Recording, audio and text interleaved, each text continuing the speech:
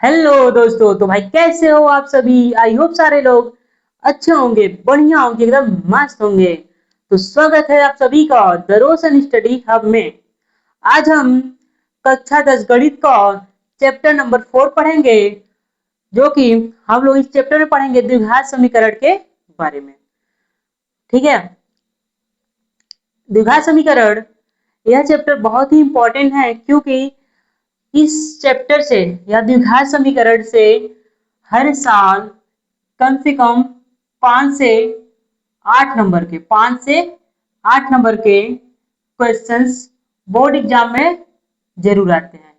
ठीक है, द्विघात समीकरण से क्या है कि 5 से 8 नंबर आपको यह चैप्टर दिलाएगा ही दिलाएगा, यदि आप लोग इस चैप्टर को अच्छे से पढ़ते हैं। ठीक है, द्विघात समीकरण को अच्छे से पढ़ लेते हैं तो आपका 5 से 8 नंबर तो फिक्स ही हो जाने वाला है।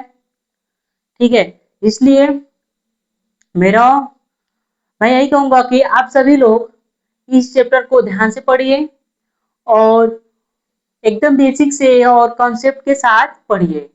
ठीक है, यहाँ पे आपको बिल्कुल ही लो मतलब कि बिल्कुल ही बेसिक से पढ़ाया जाएगा और एडवांस तक पढ़ाया जाएगा। ठीक है, इस चैप्टर में जो भी चीजें रहेंगे आपको सारी चीजें क्या है टॉपिक वाइज धीरे धीरे आपको कवर कराया जाएगा। समझ में आया? तो यह चैप्टर हमारे पास द्विघात समीकरण का है। द्विघात समीकरण जो कि अपने आप में एक इम्पॉर्टेंट चैप्टर है, क्योंकि इससे हर साल एग्जाम में क्वेश्चन कुछ ना कुछ आते रहते हैं। ठीक है, तो आज हम पढ़ेंगे द्विघात समीकरण के बारे में। ठीक है, तो चलिए फिर शुरू करते हैं आज का टॉपिक। आज हम पढ़ेंगे, देखिए द्विघात समीकरण। द्विघात समीकरण में हमें तीन चीज, पहले तो पढ़ेंगे द्विघात बहुपद के बारे में। किसके? तो द्विघात बहुपद, पहले हम इसमें पढ़ेंगे द्विघात बहुपद। ठीक है, फिर हमको पढ़ना है कि द्विघात बहुपद है, फिर क्या है द्विघात समीकरण। द्विघात समीकरण, ठीक है, फिर लास्ट पढ़ना है गुणनखंड विधि द्वारा, गुणनखंड विधि। ठीक है, गुणनखंड विधि द्वारा क्या करेंगे कि इसका हम लोग पढ़ेंगे सॉल्यूशन। समझ में आया? द्विघात समीकरण में आज हम पहले तो जानेंगे द्विघात बहुपद क्या होता है, फिर वहां से आएंगे द्विघात समीकरण पे, फिर हमारे पास क्या आएगा गुणनखंड विधि द्वारा द्विघात समीकरण को कैसे सॉल्व करते हैं। ठीक है, एकदम बेसिक से है। और हम लोग ने पिछले कक्षा में, ठीक है, या बोले तो इसके पिछले चैप्टर्स में हमने पढ़ रखा है द्विघात बहुपद क्या होता है। ठीक है, और ये चैप्टर जो हमारे पास द्विघात समीकरण है, ये पूरा चैप्टर द्विघात बहुपद पर आधारित है। ठीक है, पूरा पूरा आपको मिलने वाला है द्विघात बहुपद के तरीके से हम इसको करेंगे, सॉल्व करेंगे। ठीक है, तो चलिए देखते हैं क्या है। तो पहले तो हम देख लेते द्विघात बहुपद। पहले हम देखते हैं हमारे पास द्विघात बहुपद क्या होती है। ठीक है, पहला चीज हमारे पास आता है द्विघात बहुपद के बारे में। ठीक है, और फिर हम लोग उसके बाद पढ़ेंगे क्या द्विघात समीकरण। ठीक है, फिर लास्ट पढ़ेंगे समीकरण को हल करना। ठीक है, तो पहला टॉपिक हमारे पास क्या है? पहला हमारे पास है द्विघात, द्विघात बहुपद। ठीक है, अब क्या है कि हम लोग द्विघात बहुपद को ही क्यों पढ़ रहे हैं, क्योंकि हम अभी देखेंगे जो हमारे पास द्विघात समीकरण आया है सेम इसी टाइप का रहता है। ठीक है, सेम क्या होगा द्विघात बहुपद की तरह ही होता है। इसको हम लोग समीकरण बनाएंगे द्विघात बहुपद से ही रिलेटेड है। ठीक है, बहुपद जैसे हम लोग पढ़े थे बहुपद, और इसके पहले वाले चैप्टर में पढ़ेंगे रैखिक समीकरण पढ़े थे, तो बहुपद और रैखिक समीकरण का हम लोग का कॉम्बिनेशन था। इसी तरह यहाँ पे हमारे पास द्विघात बहुपद है और द्विघात समीकरण, तो इसका पूरा पूरा क्या है रिलेशन होता है। तो पहला हम देख लेते हैं द्विघात बहुपद। तो द्विघात बहुपद जैसे हमारे पास कोई पी ऑफ एक्स है, कोई पी ऑफ एक्स इक्वल्स हमारे पास होता है a x square plus b x plus c के फॉर्म का। ठीक है, यदि कोई हमारे पास समीकरण जैसे पी ऑफ एक्स है a x square plus b x plus c के फॉर्म का है, तो ये हमारे पास क्या था, द्विघात बहुपद था। ठीक है, और इसके दो शून्यक होते हैं, इसके दो शून्यक। ठीक है, दो द्विघात बहुपद के क्या थे, हम लोग पढ़े थे दो शून्यक, एक का नाम था अल्फा व दूसरा क्या था, बीटा। हम लोग द्विघात बहुपद में पढ़े थे उसके शून्यक के बारे में। ठीक है, और इसके जो शून्यकों का हम लोग के पास जो शून्यकों का योगफल था और गुणनफल के बारे में पढ़े थे। जो योगफल था alpha plus beta equal minus b by a था।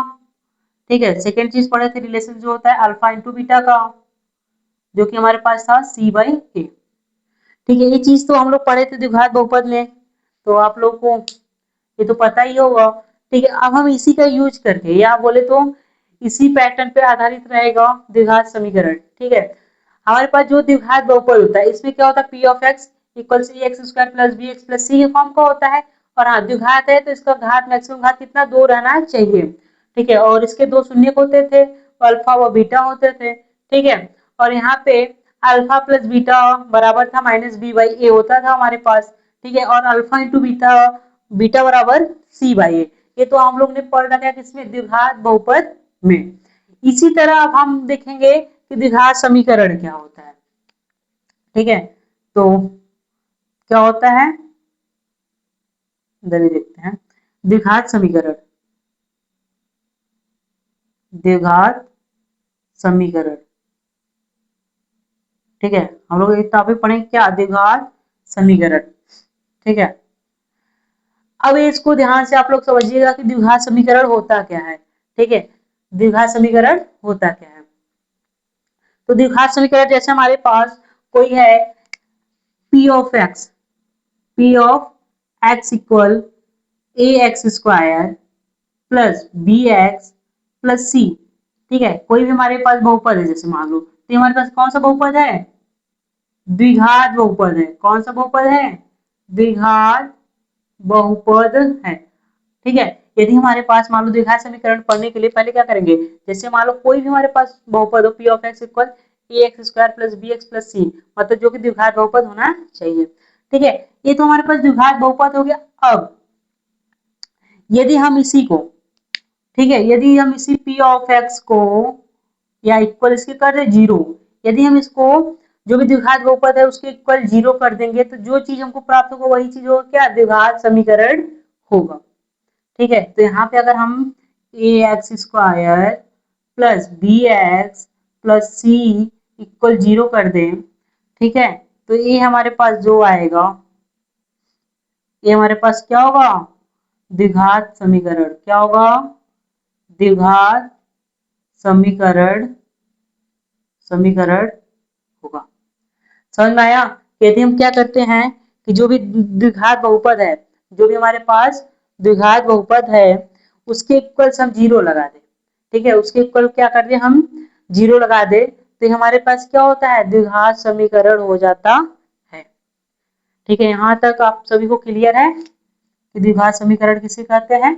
यदि कोई भी द्विघात बहुपद है उसके इक्वल हम जीरो लिखते हैं तो हमारे पास जो आएगा यहाँ पे समीकरण वह क्या होता है, द्विघात समीकरण। और इसका मैक्सिमम घात कितना होना चाहिए, दो होना चाहिए। यहाँ पे जो ए कॉमा बी व सी एक वास्तविक संख्या होंगे, एक वास्तविक,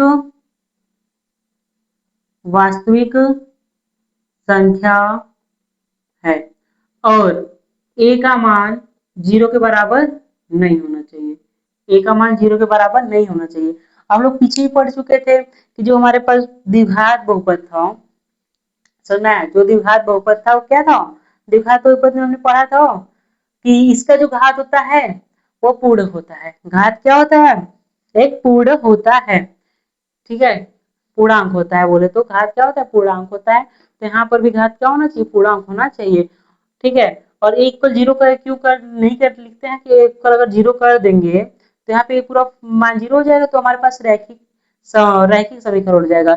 लेकिन हमको पढ़ना है द्विघात समीकरण, तो द्विघात समीकरण के लिए ये हमारे पास इक्वेशन जो a x square plus b x plus c के फॉर्म का रहेगा वो हमारे पास क्या होगा, द्विघात समीकरण होगा।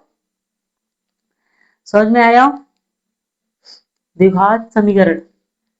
ठीक है, जैसे एक अगर मैं क्वेश्चन लूं कि मुझे चेक करना है, ठीक है, क्या करना है, जांच करना है कि क्या वह समीकरण है या नहीं। जैसे क्वेश्चन है, तो क्वेश्चन हमारे पास है, जांच कीजिए, जांच कीजिए कि, जांच क्या करना है, जांच कीजिए कि जो x माइनस टू का स्क्वायर, ठीक है, x माइनस टू का स्क्वायर प्लस एक, प्लस एक बराबर टू एक्स माइनस तीन, ठीक है, जांच कीजिए कि एक द्विघात समीकरण है कि नहीं, समीकरण है या नहीं, मतलब हमको इसको बताना है कि यह द्विघात समीकरण है कि नहीं। तो हमें कोई भी ऐसा क्वेश्चन रहे तो उसको पहले क्या करना पड़ेगा, सरल करना पड़ेगा। द्विघात समीकरण बताने के लिए क्या करना पड़ेगा, सरल करना पड़ेगा।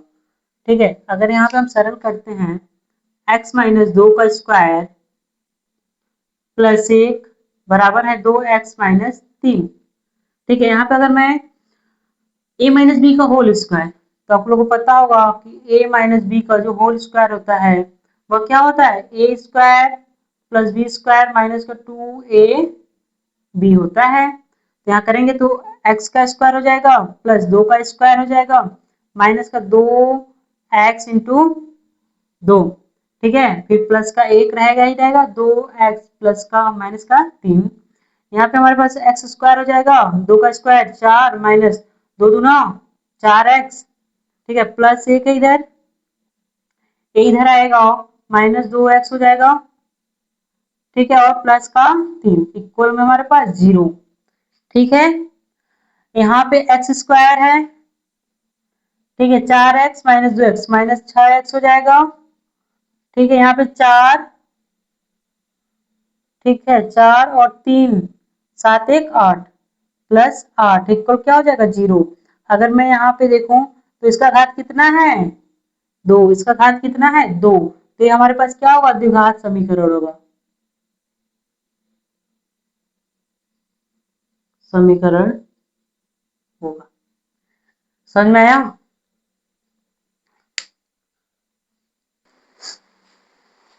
अगला क्वेश्चन हमारे पास है, इसमें भी जांच करना है कि जो हमारे पास इक्वेशन है वो द्विघात समीकरण है कि नहीं है।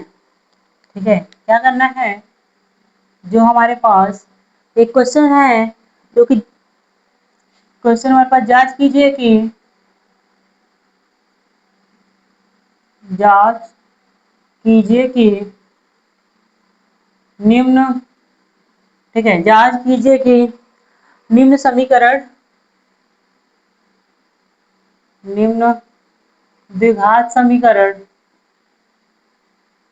समीकरण है या नहीं, है या नहीं। ठीक है, इसमें हमारे पास क्वेश्चन है, मान लो पहला हमारे पास क्वेश्चन है, x,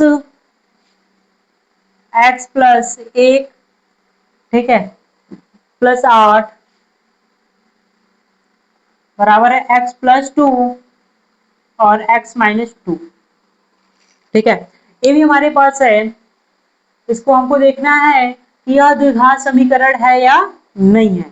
ठीक है, तो हमें पता है, ठीक है, पता क्या है कि द्विघात समीकरण ज्ञात करने के लिए पहले हम क्या करते हैं, सरल करते हैं। समझ में आया ना, पहले क्या करेंगे, इसको सरल करेंगे, सरल करने के बाद यदि इसका हमारे पास a x square plus b x plus c equal zero के फॉर्म का होता है तो ये क्या होता है, द्विघात समीकरण होगा, अन्यथा नहीं होगा।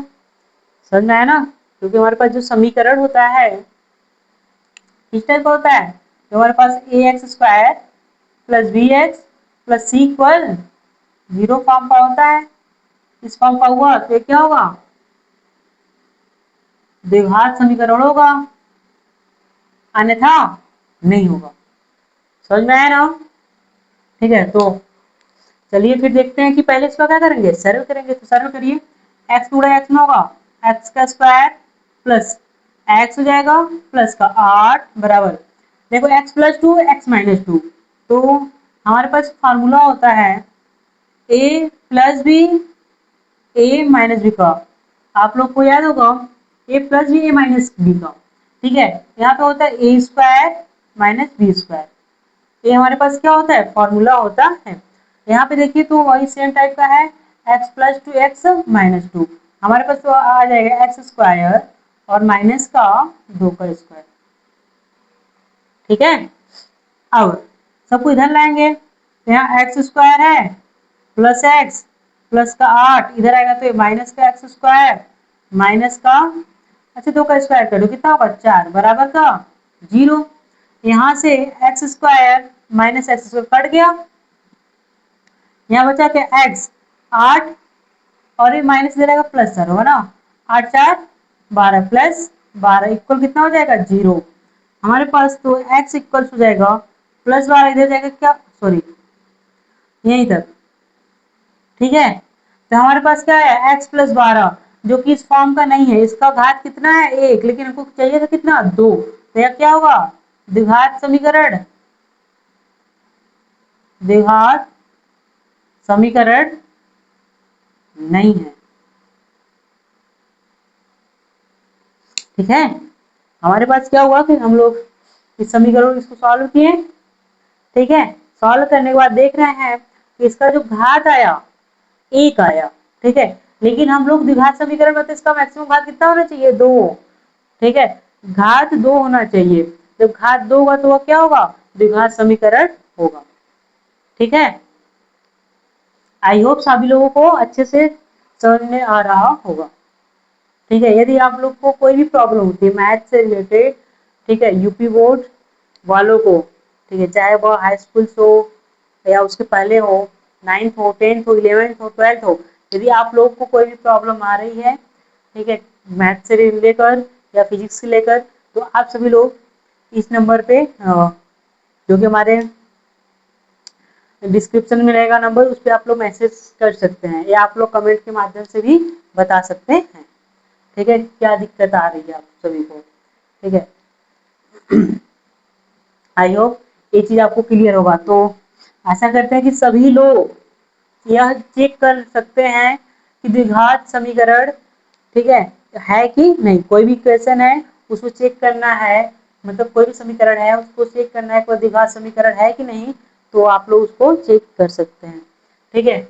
और भी क्वेश्चन देखते हैं इसमें, जैसे हमारा दूसरा क्वेश्चन हमारे पास है, क्वेश्चन हमारे पास x 2x प्लस 3, ठीक है, x है 2x प्लस 3 है, फिर है एक्स स्क्वायर प्लस का 1, यह क्वेश्चन है, इसको भी चेक करना है कि यह द्विघात समीकरण है कि नहीं है, ठीक है। तो उसके लिए क्या करेंगे पहले बताइए, क्या करेंगे, इसको सरल करेंगे, पहले क्या करेंगे इसको सरल करेंगे, सरल करेंगे तो आएगा क्या हमारे पास, इसका गुणा इसमें करेंगे तो 2x स्क्वायर प्लस इसका गुणा इसमें करेंगे तो 3x बराबर x का स्क्वायर प्लस 1, ठीक है।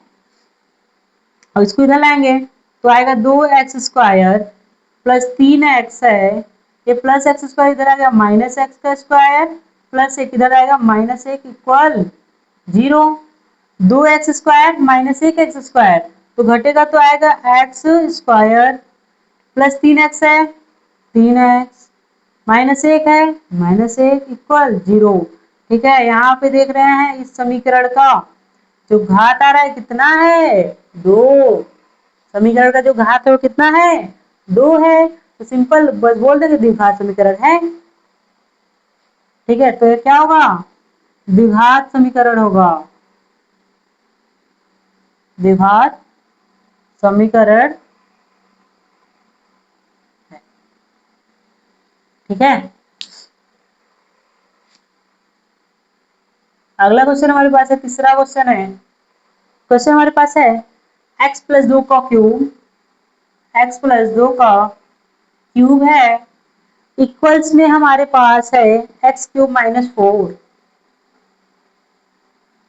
एक्स क्यूब माइनस का 4 है, ठीक है। इसे भी चेक करना है यह द्विघात समीकरण है कि नहीं है, ठीक है। क्या चेक करना है कि यह जो हमारे पास इक्वेशन है वह द्विघात समीकरण है कि नहीं है, ठीक है।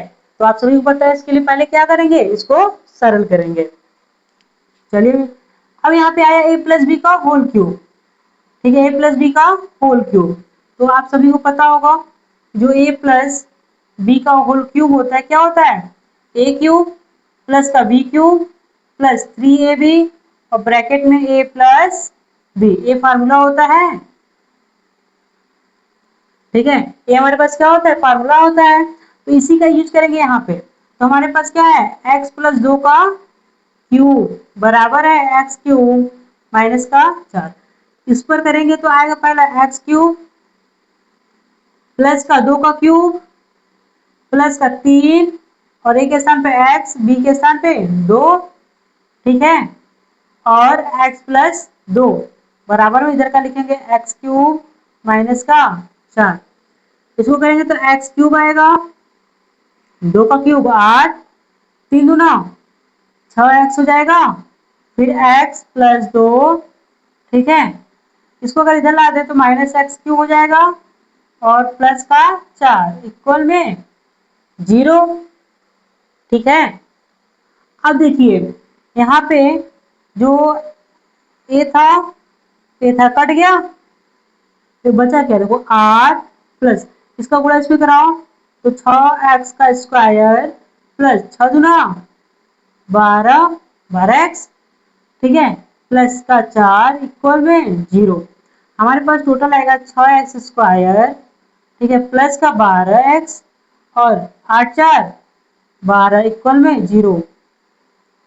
ठीक है, यहाँ पर भी क्या है, इसका घात कितना है, 2।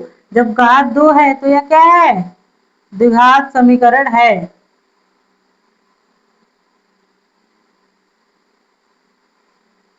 द्विघात समीकरण है। ठीक है, समझ में आया ना कि कैसे हुआ है, कि द्विघात समीकरण है, क्योंकि इसका जो हमारे पास, इसके पास क्या है, इसका घात कितना है, मैक्सिमम घात कितना है, 2। समझ में आया, आई होप आप सभी लोगों को अच्छे से समझ में आ रहा होगा। यदि कोई भी प्रॉब्लम हो रही है तो कमेंट करें। ठीक है, इसी टाइप का और भी क्वेश्चन हमारे पास है। ठीक है, उसमें भी चेक करना है कि वह द्विघात समीकरण है कि नहीं। और इस टाइप क्वेश्चन आपको बोर्ड एग्जाम में ऑप्शन में भी मिलता है। समझाया, ऑप्शन में भी क्वेश्चन इस टाइप का आता है और इसका क्या है, 2 से 3 नंबर में भी क्वेश्चन पूछा जाता है। ठीक है, अगला क्वेश्चन हमारे पास है,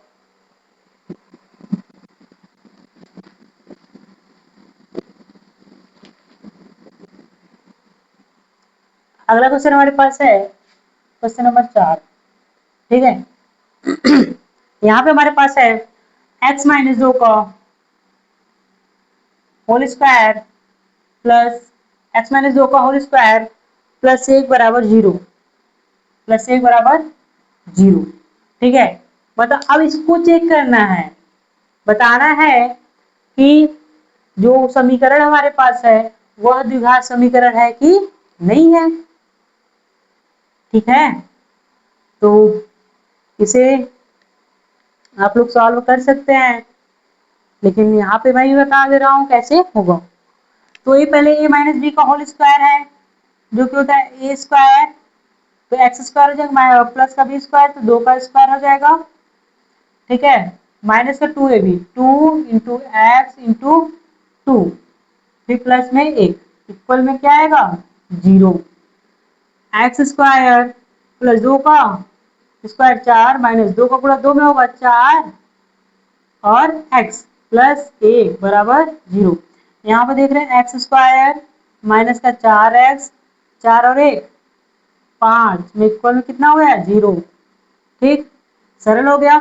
अब सरल करने के बाद ये जो हमारे पास क्या है, इसका मैक्सिमम घात 2। ठीक है, जब मैक्सिमम घात 2 है तो ये क्या होगा,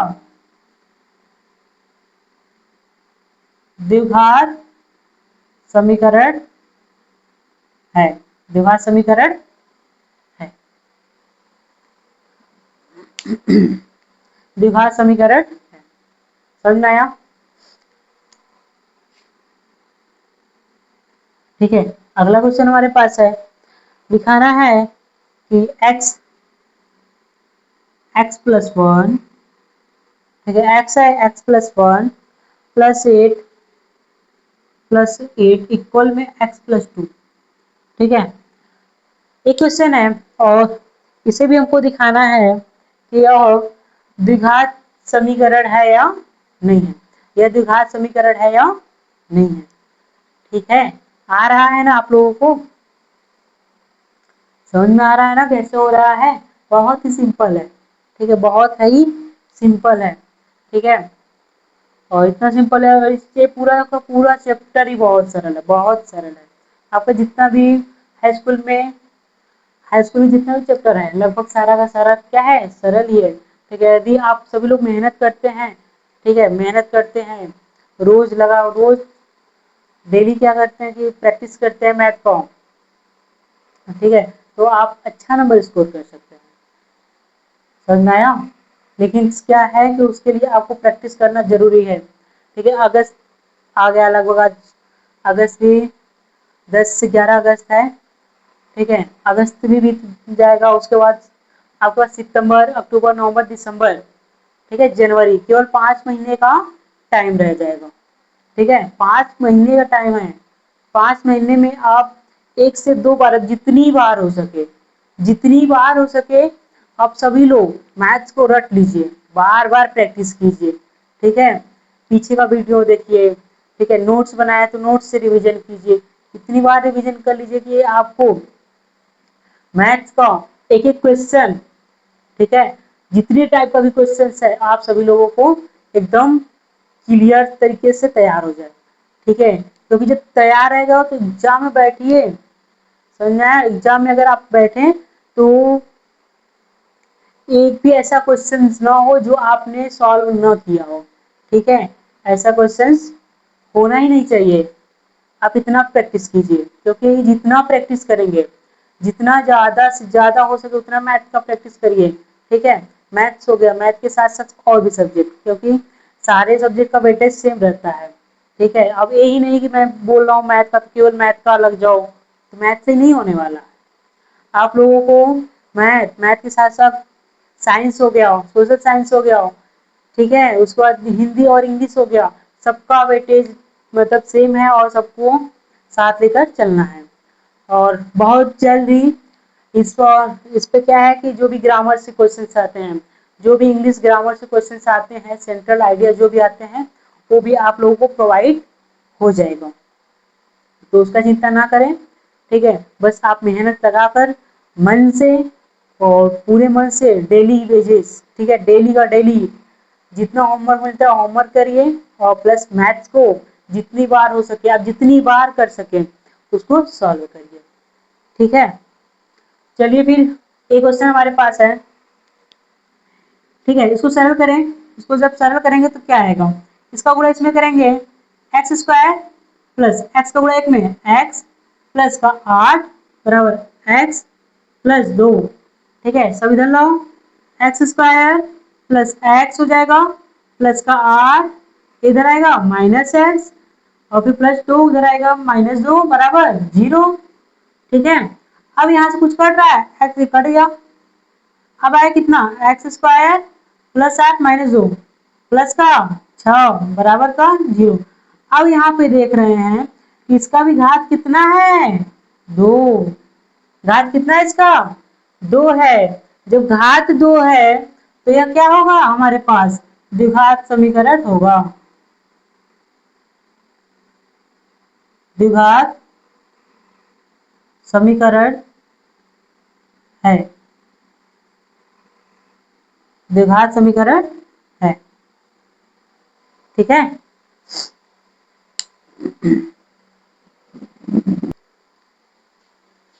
अगला क्वेश्चन हमारे पास है,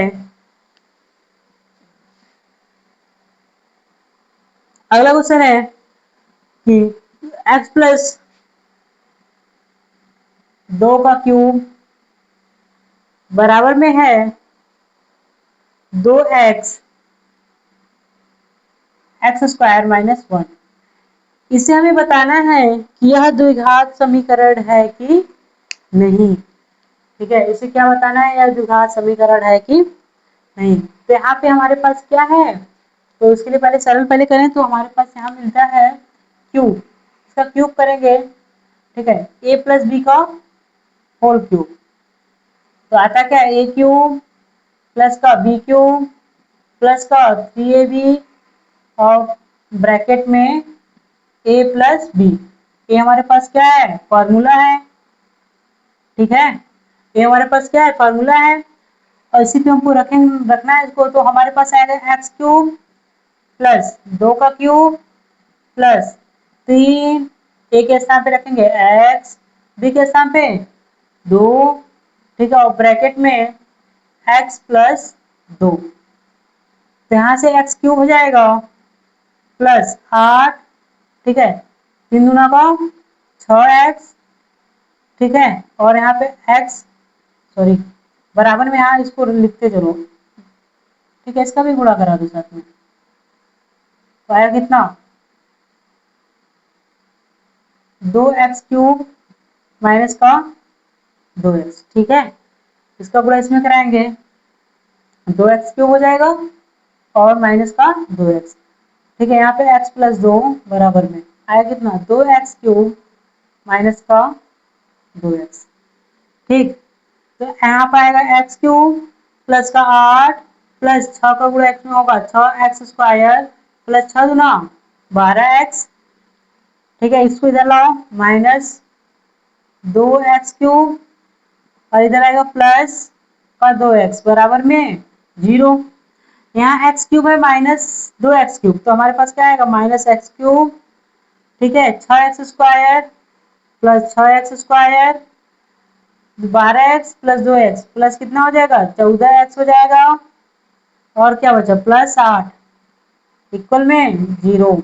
यहाँ पे अगर हम देखते हैं तो हमारे पास इसकी मैक्सिमम घात कितनी है 3, मैक्सिमम घात 3 है, तो ये हमारे पास द्विघात बहुपद, सॉरी द्विघात समीकरण, द्विघात समीकरण नहीं है, द्विघात समीकरण नहीं है, ठीक है, एक और क्वेश्चन है इस पे, ठीक है, अगला क्वेश्चन हमारे पास है कि x cube minus x plus 1, x cube minus x plus 1 equals में हमारे पास दे रखा है एक्स माइनस 2 का होल क्यूब, एक्स माइनस 2 का होल क्यूब, ठीक है, अभी तक हमारे पास प्लस का आ रहा था, यहाँ पे क्या दिया है माइनस का दिया है, यहाँ पे हो जाएगा x cube minus x plus a बराबर इसका होगा ए क्यूब माइनस का बी क्यूब माइनस का 3 ए बी, ठीक है, और ब्रैकेट में ए माइनस बी मतलब एक्स माइनस 2, समझ में आया, ये समझ में आया ना आप सभी को, ठीक है, फिर एक्स क्यूब माइनस का एक्स प्लस का 1 सब इक्वल्स में एक्स क्यूब माइनस का 8, ठीक है, माइनस 3 दूना 6x माइनस में x माइनस का 2, तो यहाँ से आएगा x cube minus x plus 1, तो यहाँ पे एक्स क्यूब हो जाएगा माइनस 8, गुणा करो 6 का 6 x square minus minus plus 6 दूना 12x, सब इधर लाएंगे तो आएगा कितना x cube minus x plus 1, इधर है माइनस एक्स क्यूब प्लस 8 और प्लस 6x स्क्वायर, फिर इधर आएगा तो माइनस 12x इक्वल में 0, ठीक है, समझ में आ रहा है ना कैसे हो रहा है। अब यहाँ देखेंगे तो प्लस एक्स एक क्या होगा माइनस एक कट गया, ठीक है, 6x square 12x minus x minus 13x plus 8 plus 1 plus का 9 इक्वल में 0, ये हमारे पास क्या हो गया। अब देखिए इसका जो मैक्सिमम घात है कितना है 2, जब मैक्सिमम घात 2 है तो ये हमारे पास क्या होगा द्विघात समीकरण होगा, बोलो भैया क्या होगा द्विघात समीकरण है, हमारे पास क्या है द्विघात समीकरण है, समझ में आया, यहाँ पे क्या था इसका घात 3 मैक्सिमम घात 3 था, तो द्विघात समीकरण नहीं है। इसका मैक्सिमम घात कितना था? 2 था। यह तो हमारे पास क्या द्विघात समीकरण है। ठीक है, समझ में आ रहा है ना कैसे हो रहा है?